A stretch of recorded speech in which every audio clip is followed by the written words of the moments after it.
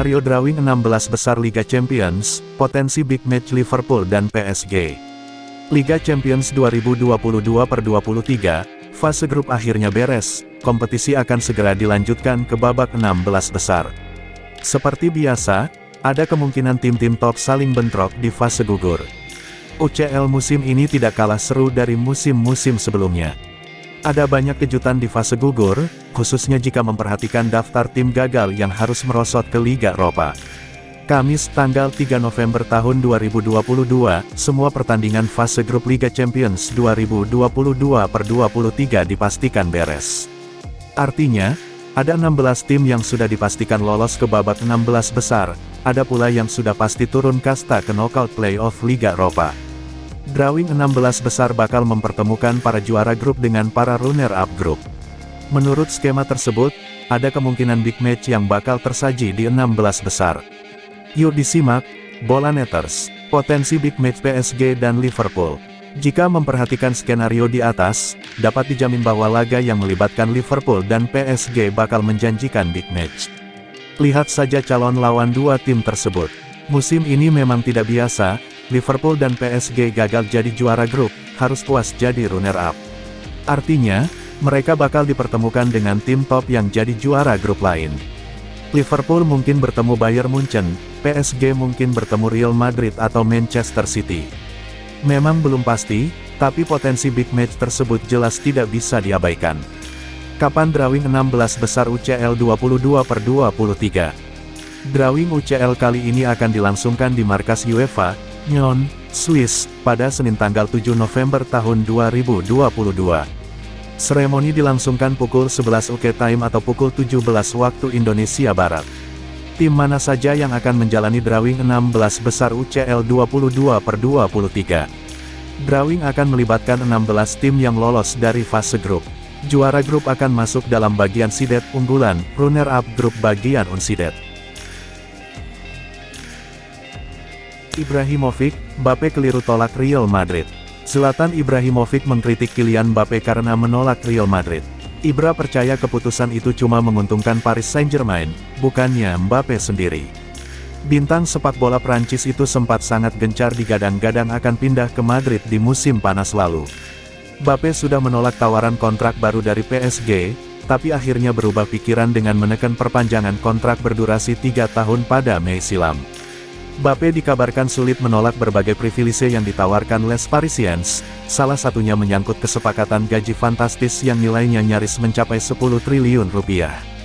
Pada musim ini penampilan Kylian Mbappe masih cemerlang dengan torehan 18 gol dalam 18 penampilan untuk PSG. Pesepak bola berusia 23 tahun itu lebih tajam dibandingkan dua tandemnya, Neymar 14 gol, dan Lionel Messi 12 gol. Ibrahimovic pernah menghabiskan 4 musim yang sukses bersama PSG di antara tahun 2012 sampai tahun 2016. Penyerang top AC Milan itu meyakini Mbappe akan berkembang lebih baik lagi seandainya jadi bergabung Real Madrid. Mbappe, sebagai seseorang saya tidak akrab dengan dia. Sebagai seorang pemain, dia itu fantastis, ucap Ibrahimovic kepada Canal Plus, yang dikutip Marca. Dia telah membuat keputusan yang tepat untuk Paris bukannya untuk dirinya sendiri. Soalnya dia menempatkan dirinya sendiri di dalam sebuah situasi di mana dia itu lebih penting daripada klub, dan klub memberi dia kunci-kuncinya untuk itu. Padahal Anda tidak pernah bisa lebih besar daripada sebuah klub. Tapi ketika seorang bocah menjadi kuat, dia bisa dengan mudah menghasilkan uang, kata pesepak bola berusia 41 tahun ini. Kylian Mbappe kini berpeluang besar berjumpa dengan Real Madrid setelah penolakan tersebut. Madrid menjadi salah satu lawan potensial bagi PSG di babak 16 besar Liga Champions usai finish runner-up grup A di bawah Benfica.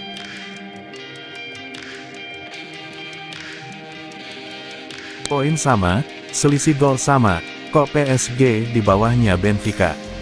PSG cuma jadi runner-up grup H Liga Champions. Walau poin, selisih gol, sampai head-to-headnya sama dengan Benfica, PSG kalah karena grup H Liga Champions tuntaskan matchday ke-6, Kamis 3/11 dini hari WIB. Paris Saint-Germain PSG menang 2-1 atas Juventus dan Benfica pesta gol 6-1 atas Maccabi Haifa. Kedua tim itu menang di kandangnya lawan masing-masing. Kedua tim itu pun sebenarnya sudah mengunci tiket ke babak 16 besar Liga Champions setelah matchday kelima. Menariknya, perolehan poin Benfica dan PSG sama yakni 14 poin. Dilansir dari Squawka, inilah kali pertama ada tim yang poinnya sama dan juga selisih golnya sama di fase grup Liga Champions. Selisih gol keduanya sama-sama plus 9. Head-to-headnya juga sama-sama 1-1, skor dari 2 kali main kemudian, keduanya sama-sama bikin 16 gol dan kebobolan 7 gol.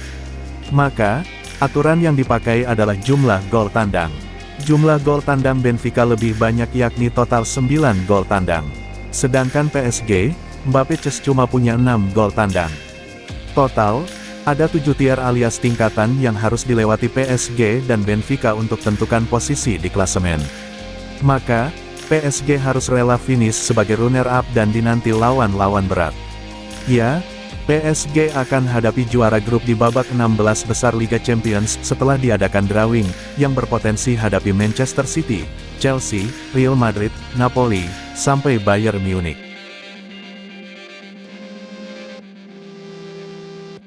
Galtier semringah PSG 2 kali kalahkan Juventus. Pelatih Paris Saint-Germain PSG, Christophe Galtier senang timnya telah mengalahkan Juventus 2 kali pada penyisihan grup H Liga Champions. PSG menaklukkan Bianconeri 2-1 di Stadion Allianz, Turin, dalam laga penutup penyisihan grup, Kamis tanggal 3 November tahun 2022, dini hari WIB. PSG lolos ke babak 16 besar sebagai runner-up karena kalah dalam selisih gol atas Benfica di puncak klasemen. Pada saat bersamaan, Benfica menang 6-1 atas Maccabi Haifa. Juventus akan bermain di Liga Eropa setelah finish di urutan ketiga, unggul selisih gol dari Maccabi. Kami telah mengalahkan Juventus 2 kali dan kami sangat senang hingga menit ke-92. Namun jika ingin melaju jauh di kompetisi ini, Anda harus mengalahkan tim-tim besar. Mari kita tunggu undian dan lihat siapa yang kami dapatkan di babak 16 besar, ujar Galtier usai laga dikutip dari laman resmi UEFA. Karena finish runner-up, PSG berpotensi bertemu tim-tim juara grup, antara lain Real Madrid dan Manchester City. Ia mengatakan ketika PSG menang 7-2 atas Maccabi Haifa timnya sedikit mengendorkan permainan, tapi pada akhirnya gawangnya kebobolan. Menurut Galtier seandainya PSG kebobolan lebih sedikit mungkin akan lolos ke babak 16 besar sebagai juara grup. Galtier memberikan catatan kepada timnya yang memiliki kekurangan mobilitas di lini tengah. Les Reaux perlu bermain lebih cepat.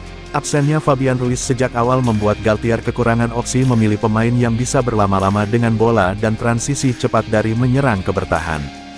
Galtier mengungkapkan mengetahui apa yang terjadi di pertandingan lain antara Maccabi Haifa melawan Benfica.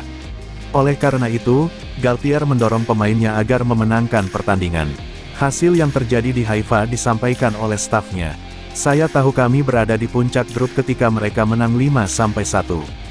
Ketika skor berubah di akhir pertandingan, sangat sulit untuk mengubah dinamika, katanya.